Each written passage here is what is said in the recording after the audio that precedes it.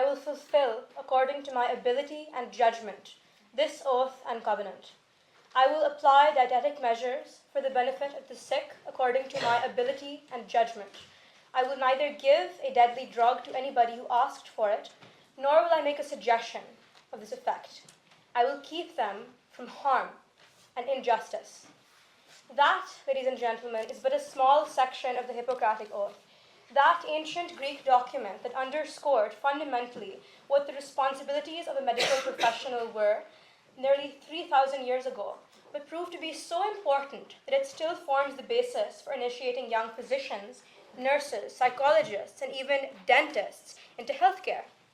I draw your attention to it because it exemplifies a certain duty of care, what was once referred to as ethics, integrity, moral fiber. To find an example of a disturbing reversal of these tenets, one not need look further than our very opposition and our NHS and the regressive question of reintroducing puberty blockers. Because over the course of the past hour, the proposition has established well that ethics are of little concern to us. Logic, practicality, is of little consequence to our argument. We must instead pick a measure urgently and stick to it in the name of action. Before we proceed, however, it is worth identifying which groups require puberty blockers. 3 groups in particular come to mind. Aside from those experiencing precocious puberty, transgender youth, gender non-conforming individuals, and patients of certain diseases intersecting with this come to mind. This can be in the case of genetic disorders like Kallmann syndrome, or in terms of hormone-sensitive cancers like testicular cancer or endometriosis cancer. It is important that we identify these groups because we have a duty to consider these individuals not as one monolith, homogeneous group upon which one judgment can be used. Instead, to equally consider them and the duty of care that we have to them. The one common denominator, however, in all of these groups is age. Using the Tanner stages, the NHS identifies those experiencing pre-puberty as 8 to 14. The proposition describes the fear surrounding this as interesting, but what has not been developed is the fact that this is a particularly pivotal stage during an individual's life. This is a stage that we cannot just explain in terms of crude physical terms, but also in terms of development, both intellectual and emotional. So what do puberty blockers actually do? Well, this is a time in the individual's life when their growth plates have not opened. The fiber of their muscles has not been processed. The white matter in their minds has not been concentrated, and their neuroplasticity has not developed. This means on both a physical and intellectual level, they are unfit to make decisions about their lives, no matter how interested the proposition is in allowing this to constantly be explored.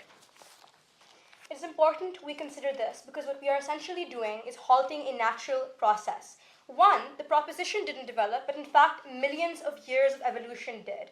And to seek to impose an intervention on that time is to dishonor the individuals who come to us as healthcare professionals in any capacity. We must ask ourselves why in the same country where the legal drinking age is 18, the age for obtaining a professional driver's license, 21, and the age to obtain premium mortgaging options, 25, we are allowing prepubescent GCSE students, some even younger, to inject their bodies with substances that they can barely even pronounce.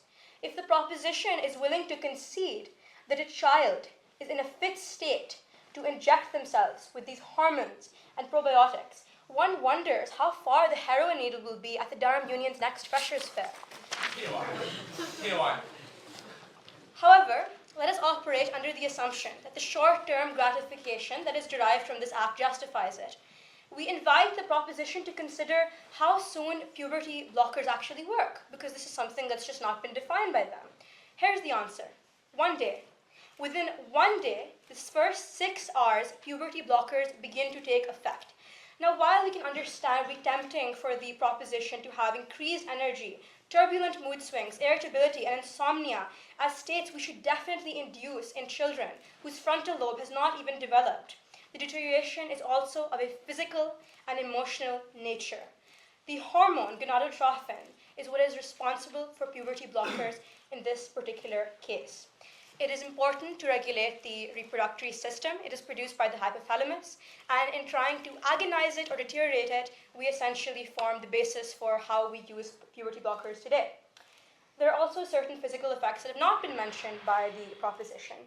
There is the reduced testosterone and estrogen production, of course, but this leads to other consequences like decreased libido, fatigue, hair loss. A 2020 study published by the Journal of the American Medical Association found that 82% of trans individuals have suicidal ideation.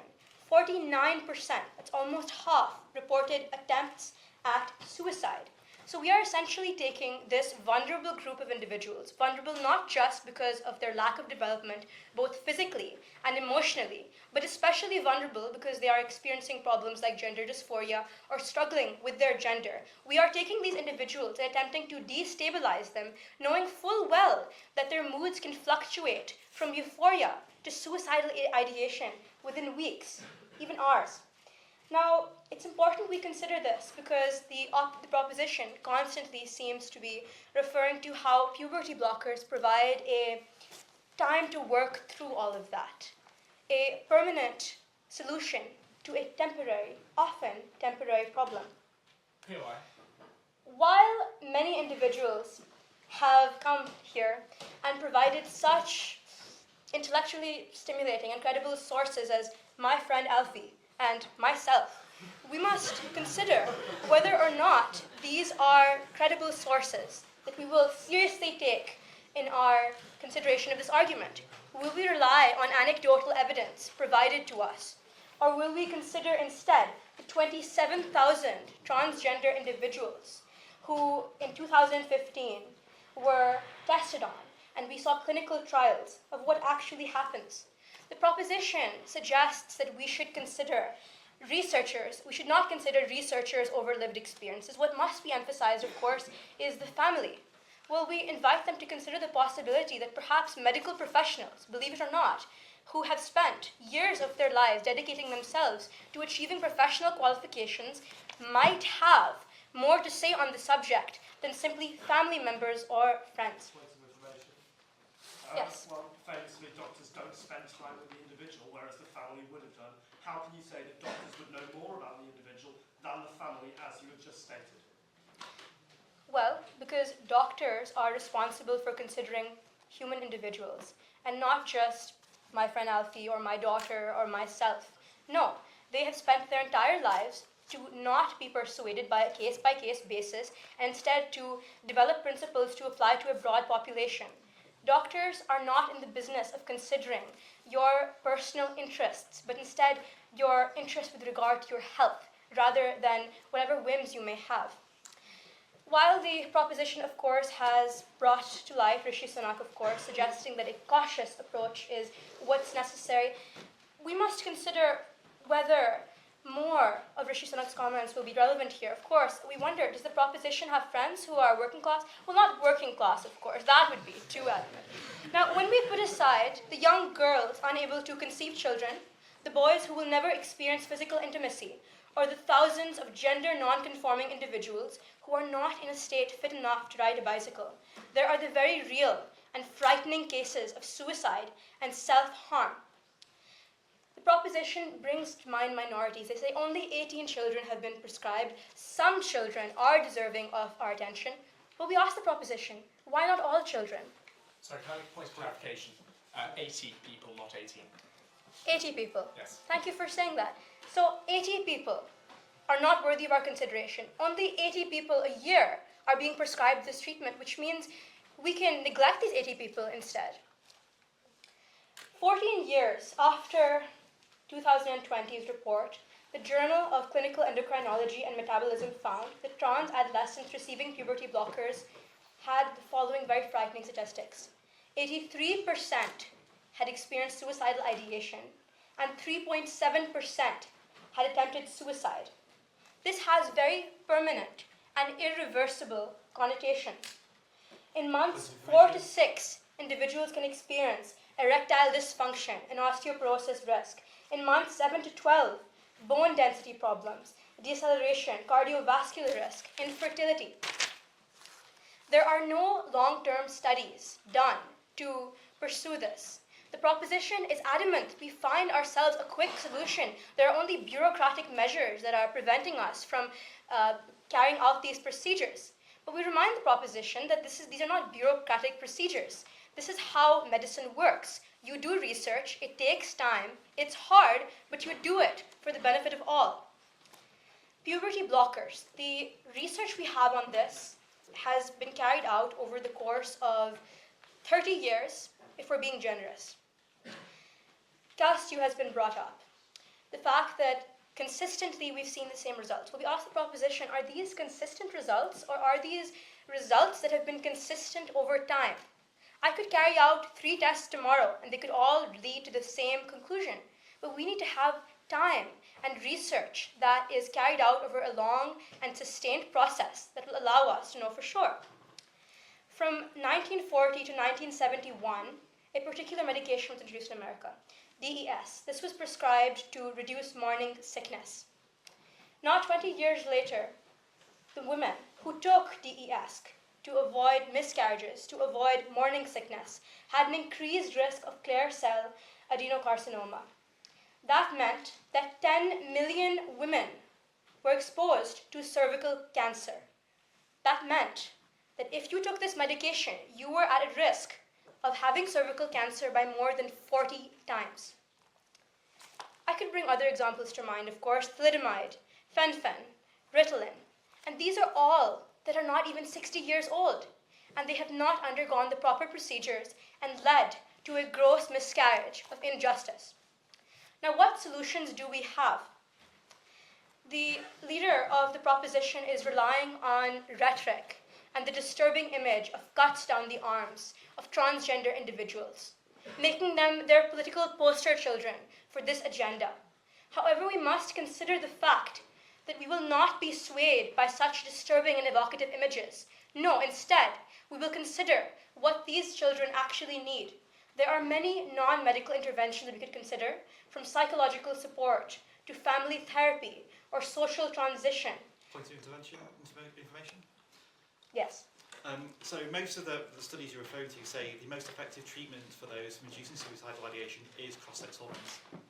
Yes. Not social transition is much less effective than cross-sex hormones and actually medically transitioning. Right. So there are alternatives to puberty blockers that I will mention that aren't just limited to psychological welfare. I hope that helps as I go on. These are quick solutions to the most vulnerable members of society. There are hormone regulation alternatives like HRT or low-dose hormones. There are gonadotrophin release hormones, selective estrogen receptor modulations. According to the Journal of Pediatric Care, the individuals who have taken puberty blockers have become even more vulnerable, not with regard just to their mental health, but also their physical deterioration. There is no quick fix to this. We have a responsibility, even then, that supersedes any proclivity towards pageantry or performatism. To quote the man himself who started the NHS, illness is neither an indulgence or an offense for which people should be punished. It is a misfortune which we as the community have to bear. I leave you with these thoughts and consider the fact that this is not just the sort of thing that we can put a short-term solution on and move on. These are children whose lives that we are playing with. We have a duty of care to them. If we do not do this, it is not just disingenuous, it is unethical. Thank you.